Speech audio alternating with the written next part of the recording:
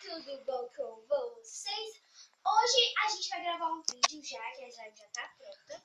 Aqui eu usei farinha, então, essa aqui é uma slime já pronta. Mas antes, deixe seu like, se inscreva no canal e ative os sininhos. E eu estou com a participação do dono do canal, que é... João Victor. Esse canal também é o meu, Lara. Esse canal é o dele, mas eu estou me atrevendo. Então, vamos lá para os ingredientes. Eu usei farinha, eu usei meia xícara de farinha. Usei talco é opcional, mas é pra ficar cheiroso. E água. Foi esses ingredientes que eu usei. E ela faz um pouquinho de clique. Ela não abre, mas ela estica, tá bom, gente? Façam essa receitinha em casa, que ela é muito boa. E ela é bem relaxante de tocar. Parece uma pânico com neve. É uma pânico com neve. Ela tá... A mãe de vocês está chamando. Tá? Nós já Eu disse. Diga pra